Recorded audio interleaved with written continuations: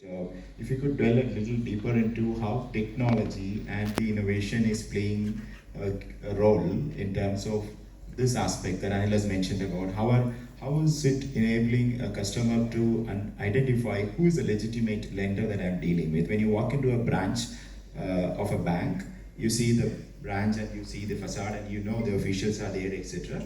But unlike that, in a digital world, you just click a URL and then you are there. Then how is tech playing a part? And regulator, of course, has a view in terms of how to identify which is the right interface. What is the view on the tech and innovation? Thanks for this question, and thanks once again for having me here, and thanks GFF for organizing such an eclectic event here. You realize you're raising a very, very important issue.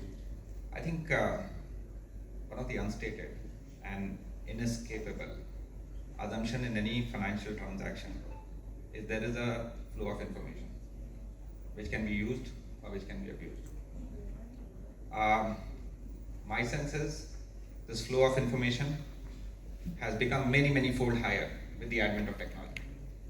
And if you look at last few years particularly, when there has been a big turn and cusp as far as the Indian industry is concerned, I think technology has played a very pivotal role in creating a pervasive sense of trust, integrity, resilience, and so on and so forth. And I think this is something which has to be identified by everybody, regulator, customer, as participant in the market, everybody. How world has changed in last few years, pre-COVID, post-COVID. There is a sense of real-timeness in every transaction. Today, it's not about you and me, even our maids and drivers, they show a degree of impatience when it comes to getting a transaction done. Words like real-time transaction, real-time lending, real-time purchases didn't exist perhaps 5 years back. And I think the thing to recognize is that this whole real-timeness had added a very high degree of trust in the whole ecosystem. One should not be too swayed by, see the incident which you were narrating, which you're mentioning, they are very tragic, very interesting. But at one level, anybody who has done a rational, who has seen this in a far more rational manner, would realize that these are stray incidences, as against they define the norm. So technology has played a very pivotal role in that sense. But let me also warn, technology is a little bit like a double-edged sword.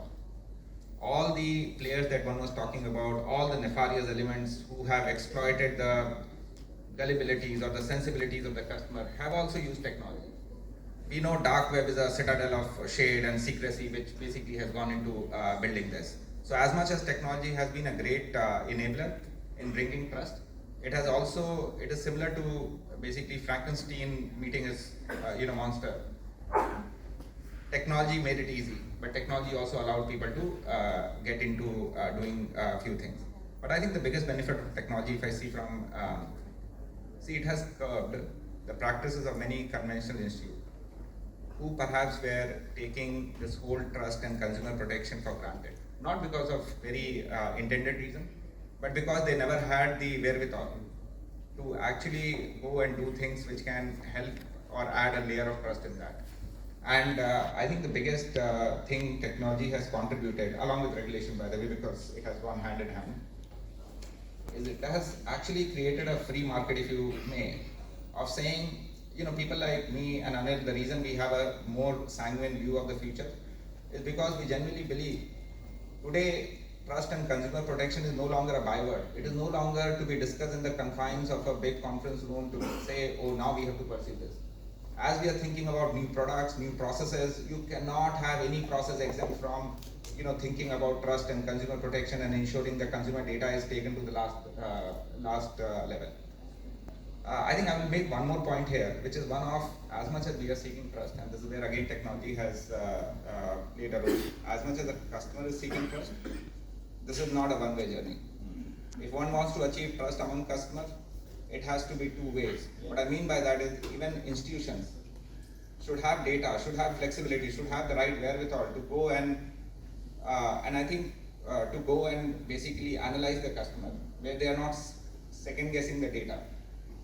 And one of the good things which has happened again in the last perhaps 5 years more than in the last decade is government and regulator has come together to create infrastructure. I mean, why do you want PAN number if you can validate the PAN from NSDL?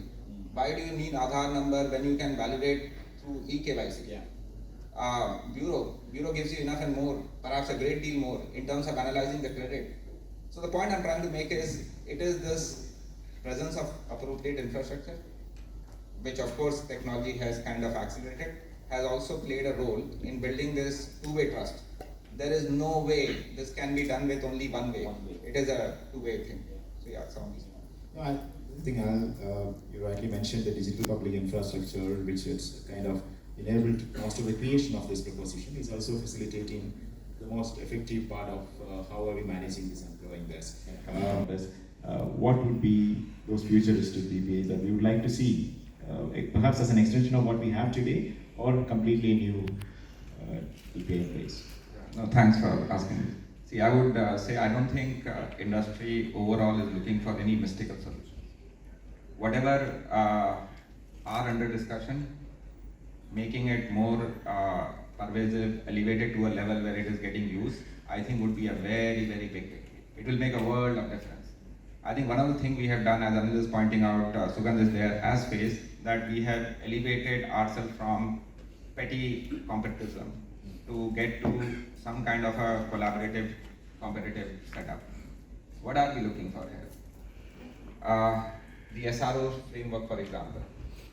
It is there in papers, yet to be implemented, but there are all the things which are going in the right direction that it would get implemented. Something like this, I believe, will make a very big difference in just elevating the maturity level of all the relevant stakeholders who are participating in this. There are a host of issues which are linked to, account aggregator, the fraud, open network, etc., which needs to get to their culmination point, and I think that has to continue. I think there are two, three other points which have to be mentioned with respect to that.